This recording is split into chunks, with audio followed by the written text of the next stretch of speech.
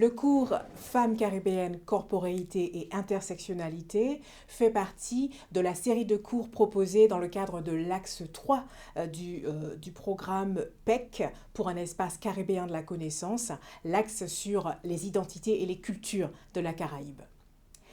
De la période esclavagiste à la période contemporaine, la femme noire a fait l'objet de nombreuses agressions physiques et psychologiques dont les conséquences sont encore visibles à travers les nombreuses constructions stéréotypées qui demeurent dans nos sociétés caribéennes. Ce cours propose donc d'explorer les représentations du corps féminin afrodescendant dans les pratiques sociales et les productions culturelles aux Antilles et dans les Amériques. Bien qu'il soit important de distinguer l'expérience des femmes afro-caribéennes de celle des afro-américaines, les héritières de la diaspora africaine ont en commun un passé douloureux qu'elles décrivent souvent comme imprimé dans leur chair, ces corps qui ont pris du fer. J'ai sciemment choisi l'expression créole « prendre du fer », qui relaye à la fois la dimension traumatique de ces corps, qui ont souffert dans leur chair, mais également la dimension sexuelle et phallique, puisque le fer renvoie à l'organe génital masculin. L'expression « prendre du fer » vient donc ici relayer l'instrumentalisation, la manipulation et la chosification des corps de femmes noires pendant la traite négrière. Ces corps prostrés, fragmentés, inclinés, cruellement exploités, abusés sexuellement, enchaînés, écorchés et soumis aux mêmes conditions de travail que leurs homologues masculins. Mais ce sont des corps toujours résilients par leurs mouvements, des corps qui se plient, se déplient et se replient sur eux-mêmes, comme le théorise la féministe afro-américaine Hortense Spillers dans son texte fondateur « Mama's Baby, Papa's Maybe ». Il est vrai que dans la langue créole, la corporalité est souvent mise en exergue par des verbes d'action, ladjeko, santiko, tchembeko, chapeko, leveko. C'est cette oralité de la langue créole qui lie le corps au langage. D'ailleurs, dans la cosmologie africaine traditionnelle, le corps humain est perçu comme une capsule, un tout intégral, incorporant le sang, l'eau, le feu, l'air, la terre et tous les autres symboles de la vie. Cette vision va à l'encontre des systèmes de pensée eurocentriques basés sur le christianisme et influencés par le puritanisme, où le corps est principalement perçu en termes physiques, car il est considéré comme un objet purement biologique. Selon la philosophie occidentale, le corps est une entité fixe et un objet soumis au pouvoir de l'esprit. Je choisis de situer mon propos en dehors de cette dichotomie corps-esprit et je soutiens que le corps féminin ne peut être universalisé mais doit être compris dans sa dimension historique et socio-culturelle. En créole, on dirait c'est l'esprit ko qui met ko. Et comme l'explique le poète et philosophe martiniquais Moncho Hachi dans Éloge de la servilité, je le cite, « Ce que la langue créole nomme ko est imparfaitement et mal entendu dans le mot corps. Le corps est ce qu'on ne peut saisir qu'en se mettant à son écoute. Il est ce qui nous est commun. Son récit dit notre propre histoire sans cesse recommencer, présent en même temps dans la suite et dans le processus originaire. » Fin de citation. L'objet de ce cours étant le corps féminin afrodescendant, je situerai donc mon propos au croisement des théories féministes noires qui viennent éclairer les représentations genrées de nos sociétés caribéennes et des théories postcoloniales. Dans ce contexte, le concept d'intersectionnalité est central. Notion inventée par la sociologue féministe afro-américaine Kimberly Crenshaw, l'intersectionnalité désigne la situation des personnes subissant simultanément plusieurs formes de domination ou de discrimination dans une société. Dans ces sociétés dominantes, le moi se construit par rapport à un modèle fixe, prédéfini, et en ce sens sont considérées comme autres toutes les subjectivités ne répondant pas aux critères de la catégorie homme, blanc, de classe moyenne ou aisée, hétérosexuel et chrétien. Telle est la définition hégémonique de la norme, En somme, si on est femme, non blanche, lesbienne, musulmane et pauvre, on subit de plein fouet les oppressions intersectionnelles. Cette norme, historiquement imposée par le discours occidental, donne bien évidemment lieu à des dérives essentialistes nourries par des schémas de pensée binaires qui opposent systématiquement hommes et femmes, blancs et noirs, nature et culture, corps et esprit, sujet et objet, etc. Tous ces schémas binaires ont en fait contribué à renforcer l'oppression de tous ceux qui sont labellisés comme autres. Finalement, les penseurs occidentaux ont généré des sous-catégories. Les femmes, les minorités ethniques, les juifs, les pauvres, les homosexuels. Et cette catégorisation contribue à opprimer tous ceux qui y sont catégorisés comme les autres. Quand on parle de corps féminin noir, on parle donc du corps vécu, du corps habité, du corps souvent opprimé par les oppressions de race, de genre et de classe. C'est ainsi que le corps des femmes afro-caribéennes doit être pensé, comme un produit des tensions entre les expériences vécues par les femmes et les significations culturelles qui ont marqué leur expérience corporelle.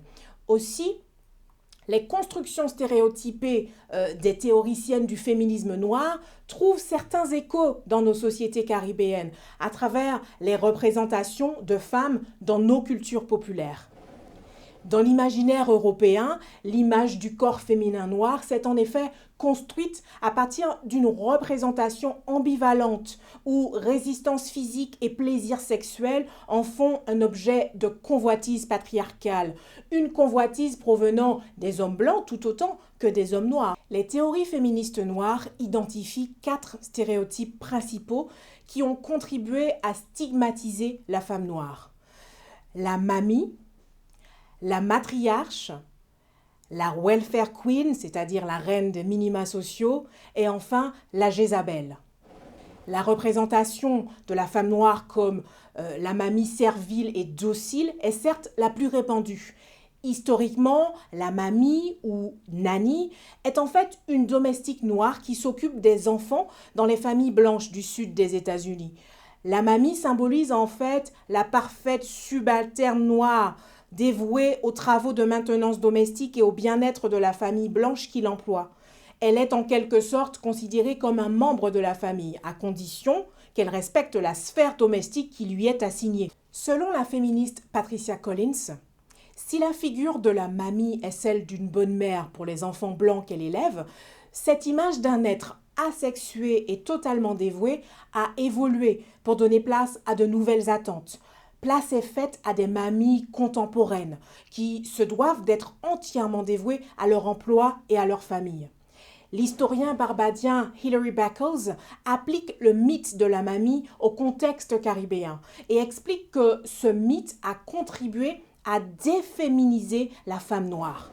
Quant à Audre Lorde, activiste des droits civiques et féministes américaine d'ascendance caribéenne, elle nous démontre dans Sister Outsider à quel point l'imaginaire populaire américain a longtemps limité la position de la femme noire à celle d'une domestique. Patricia Collins voit aussi le processus de mamification de la femme noire comme directement lié à leur subordination dans des professions à bas salaire et leur exploitation continue.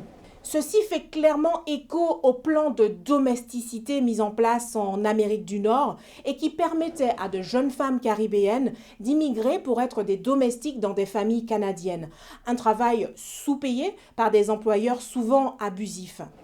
Les West Indian Domestic Schemes, ces plans de domesticité mis en place au Canada avec la complicité du gouvernement britannique entre 1955 et 1961, ont constitué la base d'une forme de continuum d'oppression en lien avec les espaces domestiques nécessairement occupés par les femmes migrantes. Et ces femmes n'ayant souvent d'autre choix que d'être logées chez leurs employeurs, qui étaient également garants de leur statut légal de résidente permanente, ces femmes finissaient par souffrir des abus du système, souvent exploitées et abusées par leurs employeurs, qui devenaient dès lors, et dans une certaine mesure, des répliques de maîtres dominants. On peut établir ici un lien avec le BUMIDOM, Bureau pour le développement des migrations dans les départements d'outre-mer, car dans ce cadre, des centres de formation étaient mis en place spécialement pour former les jeunes femmes des régions d'outre-mer aux travaux domestiques. Le second stéréotype identifié par les féministes noires, c'est celui de la matriarche, qui est souvent décrite comme dominante et castratrice. Et dans la culture populaire, elle est généralement représentée avec une peau très noire, en surpoids et aux antipodes des normes de beauté occidentales. Vous voyez Aunt Jemima, l'illustration sur les boîtes de pancakes aux USA. Eh bien, c'est un exemple de représentation de la matriarche. Et elle est décrite comme une femme aigrie, le contraire de la mamie douce et docile. D'ailleurs, Michelle Obama a souvent été traitée de femme noire aigrie quand elle était première dame. Enfin, les deux autres représentations de la femme noire se sont développées un peu plus tard dans les Amériques et dans la Caraïbe. Le mythe de la reine des minima sociaux, the welfare queen, et celui de la Jézabel. Tout d'abord, parlons du mythe de la reine des allocations familiales. Ce mythe est apparu aux États-Unis en 1974 et a pris de l'ampleur dans les années 80 quand les mères afro-américaines ont obtenu l'accès aux minima sociaux. Les welfare queens étaient alors tenues pour responsables des maux de leur communauté. Et elles étaient souvent décrites comme oisives, vivant exclusivement des allocations et transférant des valeurs négatives à leur progéniture nombreuse. La welfare mother, c'est-à-dire la mère des allocations familiales, est une extension du stéréotype de la welfare queen, mais elle est d'autant plus matérialiste et intéressée par son propre profit. Les mères des allocations familiales sont perçues dans ce stéréotype comme des dangers par les politiciens américains en particulier qui s'inquiètent de leur abondante fertilité qui leur permettrait de multiplier les avantages sociaux. Je vois ici un écho au terme péjoratif cafetière ou cafeteuse qui se développe en particulier dans la culture populaire martiniquaise et qui désigne les jeunes femmes au foyer qui bénéficient des versements d'allocations par la CAF, la Caisse d'allocation familiale. Enfin, la femme noire, représentée comme Jézabel, vient s'ajouter à cette liste de stéréotypes et à cette mythologie. La Jézabel, c'est la figure afro-américaine de la nudité et de l'hypersexualisation. Le terme a des origines bibliques, puisque Jézabel était l'épouse du roi d'Israël Achab, celle qui égarait les serviteurs du Christ pour qu'ils se livrent à l'immoralité sexuelle. Pendant l'esclavage, le mythe de la Jézabel comme séductrice permettait d'excuser les maîtres qui abusaient de leurs esclaves. Dans la Caraïbe française, l'équivalent serait la femme matador, figure ancrée dans la tradition créole et symbole de la femme libre, provocatrice et délurée. Le stéréotype de la Jézabel persiste encore de nos jours à travers l'hypersexualisation de la femme noire dans les médias. Qu'elle soit africaine, afro-américaine ou afro-caribéenne, la femme noire est constamment affectée par ces mythes qui se sont perpétués par le biais de systèmes de domination impériaux et patriarcaux. Dans nos sociétés caribéennes, la femme hypersexualisée, la manawa ou la walpa, celle qui exprime sa liberté corporelle, est stigmatisée, car elle passe outre les recommandations normatives. Elle transcende ce discours restrictif, transgénérationnel, de mère en fille, ce discours féminin de la précaution, de l'interdit, de la pureté et bien évidemment le poids de la religion. Ces représentations continuent à avoir des conséquences sur les constructions identitaires des femmes noires des sociétés post-esclavagistes aux États-Unis et dans la Caraïbe. Dans nos sociétés caribéennes, le rejet de la labellisation du corps féminin noir est devenu une véritable constante dans les théories contemporaines. Et parmi les théoriciennes afro-caribéennes, on notera deux concepts clés. Tout d'abord, celui du bottom power de la Jamaïcaine Caroline Cooper, c'est-à-dire le pouvoir du postérieur, qui met en exergue l'empowerment des femmes noires par leur corporalité libérée. On notera également celui des corps carnivalisés de la Trinidadienne Carol Boyce Davis, qui démontre la complexité des corps féminins noirs qui se libèrent pour occuper de nouveaux espaces. Autant de théories qui marquent la résistance physique de ces corps autres, qui refusent de se plier à la norme et qui s'affirment dans le désordre et le bruit, échappant ainsi à toute catégorisation normative. C'est en fait par l'imagination que de nombreuses femmes, auteurs et artistes caribéennes créent de nouvelles géographies textuelles et culturelles et cherchent à négocier des identités qui reflètent les processus complexes de transformation et de reproduction qui caractérisent leur expérience de femme. Comme l'explique Hélène Cixous, l'auto-représentation et l'autonomisation des femmes ne peuvent se produire que par un auto-positionnement et un refus de censurer leur corps. Je la cite ici, en s'écrivant, la femme retourne dans le corps qui lui a été plus que confisqué. En conclusion, les femmes caribéennes ne peuvent répondre à une catégorisation fixe, à des identités fixes. Elles ne peuvent pas être enfermées dans leur chair. Il n'y a pas une femme caribéenne, mais des femmes hybrides, des corps multiples et des figures diverses qui sont mises en exergue au sein d'espaces choisis librement.